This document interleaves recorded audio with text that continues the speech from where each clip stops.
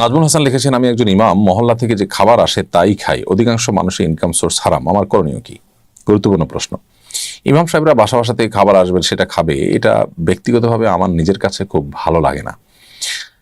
কারণ হলো, প্রথমত নানান জনের উপার্জনের ব্যাপার আছে, দ্বিতীয়ত হলো ইমাম সাহেবের একটা আত্মসম্মানের ব্যাপার আছে।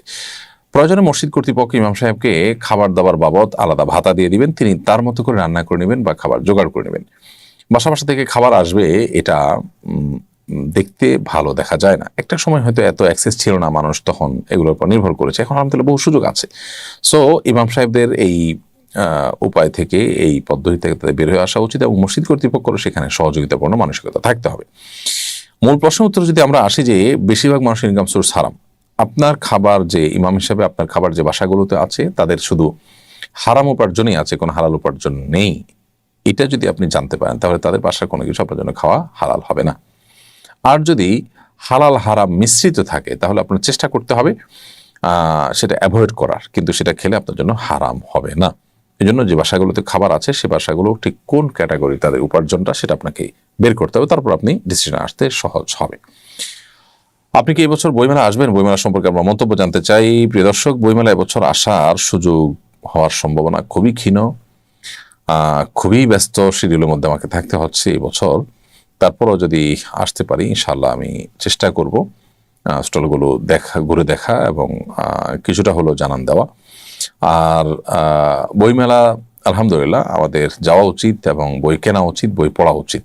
যত বেশি আমরা বই পড়বো তত বেশি সমৃদ্ধ হব, এবং আমাদের বইয়ের বাকেটে যেন কোরআনের কোনো ব্যাখ্যা গ্রন্থ, নবী সাল্লাল্লাহু আলাইহি ওয়াসাল্লামের কোনো হাদিসের কোনো ব্যাখ্যা গ্রন্থ, কিংবা কোরআন ও সুন্নাহর আলোকে রচিত কোনো বই পুস্তক যেটা আমাকে আলোর পথ দেখাবে, যেটা আমাকে জান্নাতের পথ দেখাবে, সেরকম বই পুস্তক যেন থাকে। আজকাল আলহামদুলিল্লাহ আমাদের অনেক উদীয়মান তরুণ আলেম, এমনকি গায়রে আলেম, অনেকগুলো বই বের হয়েছে, যে বইগুলো বেশ মানুষকে প্রেরণা দেয়, যে বইগুলো মানুষকে নাড়া দেয়, যেগুলো আধুনিক সময়ের যে আমাদের তরুণদের নিড আছে সেটাকে ফিল আপ করে।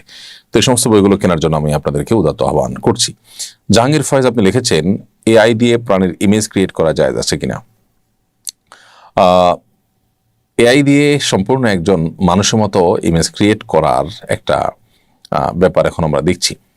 সাধারণত যেই কারণে নবী করিম সাল্লাল্লাহু আলাইহি সাল্লাম ছবি অঙ্কন করতে নিষেধ করেছেন, এখানে সেই কারণটা অনেকখানি বিদ্যমান, এবং মানুষ যে হাতে অঙ্কন করে আরেকটা প্রাণীর ছবি বা ভাস্কর্য, এই এআই দিয়ে তৈরি করাটা অনেকটা সেরকমই।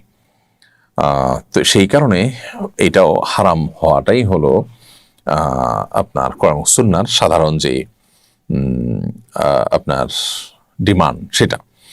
তারপরও আমরা এই বিষয়ে আশা করব যে বিদগ্ধ বিচক্ষণ দেশি কিংবা বিদেশি বিভিন্ন স্কলারগণ আছেন, সিনিয়র উলামা ইকরাম আছেন, তাদের আরো ডিটেইল ফতোয়া নিয়ে ইনশাআল্লাহ আপনাদেরকে আমরা জানানোর চেষ্টা করব। সৌদি আরবে অনুষ্ঠিত আন্তর্জাতিক হিফজুল কোরআন প্রতিযোগিতায় বাংলাদেশ নৌবাহিনীর 2 জন সদস্য রৌপ্য জয় করেছেন। এই প্রতিযোগিতায় 32টি দেশের প্রায় 200 নাগরিক অংশ নিয়েছেন। এ ব্যাপারে কিছু বলবেন আশা করি। আলহামদুলিল্লাহ, এটি আমাদের আরেকটি অর্জন এবং আরেকটি আনন্দের সংবাদ। বাংলাদেশে ইতিপূর্বে আন্তর্জাতিক বিভিন্ন হিফজুল কোরআন বা কেরাত কম্পিটিশনে বাংলাদেশের মাদ্রাসার ছাত্রদের, হিফজের ছাত্রদের, কোমলমতি শিশুদের তাদের বিভিন্ন অর্জনের কথা আমরা দেখেছি, জেনেছি যে তারা অনেকগুলো দেশকে পেছনে ফেলে তারা চ্যাম্পিয়নের মুকুট তারা নিয়ে এসেছেন বাংলাদেশে। এটি আমাদের জন্য অনেক বড় গৌরবের বিষয়।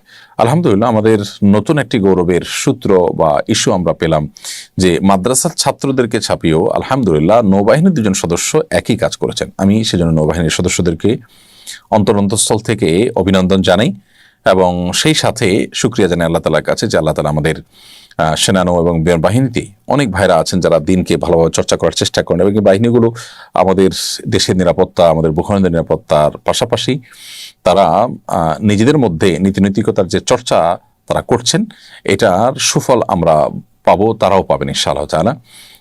নিশ্চয়ই তাদের এই দিনই চেতনা তাদের যে পেশাগত দায়িত্ব সেটা পালন করতে আরো বেশি তাদেরকে উদ্বুদ্ধ করবে, এবং তাদের লক্ষ্য পানে এগিয়ে যেতে আরো বেশি সাহায্য করবে ইনশাআল্লাহ বিদিনিল্লাহ। একজন ইমানদার, আল্লাহর প্রতি বিশ্বাসী, জান্নাতে প্রত্যাশী যখন হবেন, তখন তার জীবন বাজি রেখে যেখানে চ্যালেঞ্জ মোকাবেলা করা অনেক সহজ হয়।